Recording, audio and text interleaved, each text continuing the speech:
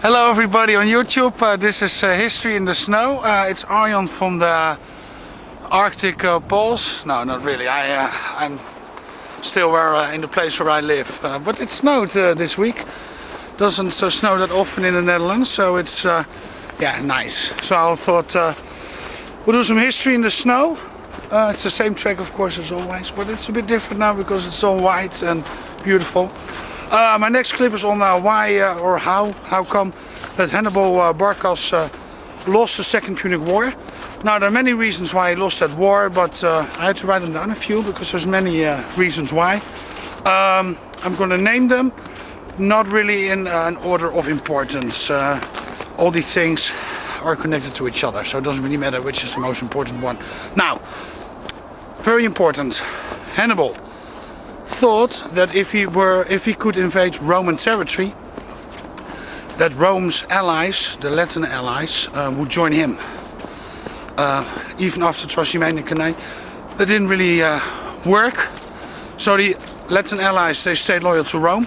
Now in the south there were some cities that went over to Hannibal, but many of these cities like Capua and a city like Tarentum, they were taken actually by treachery, by treason. So there was not even a siege involved. Latin allies. Now in the Po Valley there were Celts, and these Celts were more into joining Hannibal, but unfortunately Celts are not very reliable. They like to party, they like to drink, and yeah, if you're in a big fight and many of your soldiers have hangover, it's not really handy, you know, in a war situation. So Latin allies didn't really work, Celts didn't really work. The Macedonians. Hannibal was in contact with King Philip of Macedon, and he was hoping that Philip would send soldiers all the way from Macedonia to help him out in his war in Italy. Philip waited too long. He wanted to join in, but at the moment he wanted to join in, the war was actually already over. So he has no important part in the Second Punic War. Now, because you don't have any allies and you can't take any cities, you need siege equipment, and that's another thing Hannibal didn't have, siege equipment. So if cities were would close their gates, yeah, he couldn't take them. So he had to march on and wander through Italy. Another reason is because the Carthaginians relied heavily on mercenaries, and the Romans, they had their own soldiers. They could levy from their own people. Mercenaries are good warriors, but of course they have to be paid.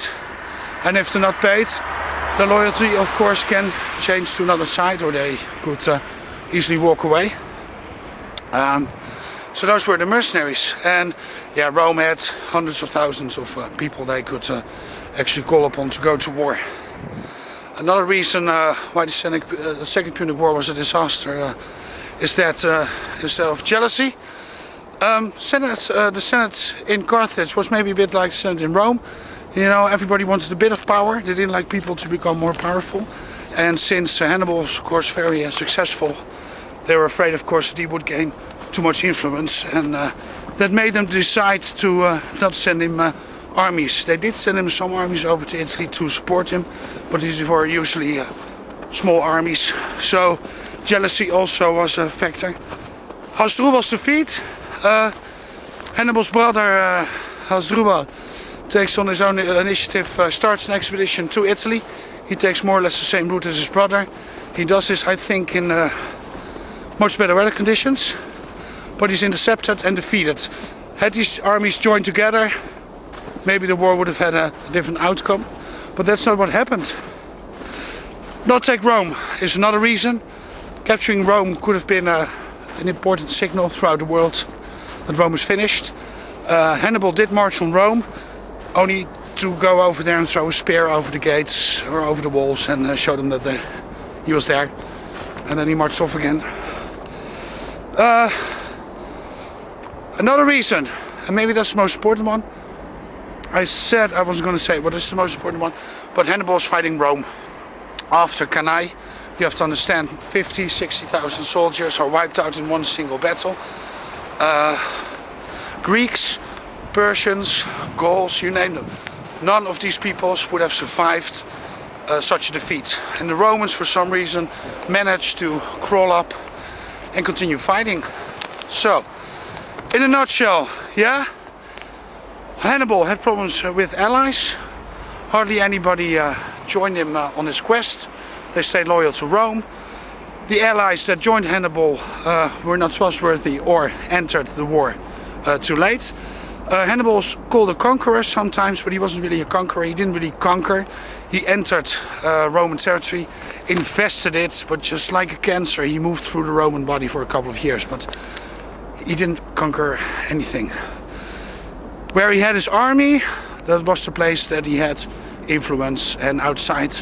And in the end, many cities that joined him, he couldn't defend them because he had too much with his army all over the place. So that was quite impossible. I told you about the siege equipment. Rome has manpower, have their own citizens to raise soldiers from.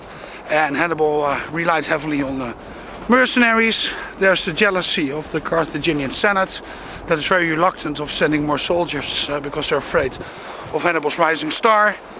His brother, Hannibal's brothers defeated. They didn't take Rome.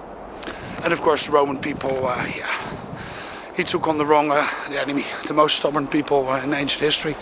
So this is in a nutshell how come that Hannibal lost the Punic War, and it's not that cold. It's quite relaxed actually. So thank you very much, and I hope you enjoyed it. Bye.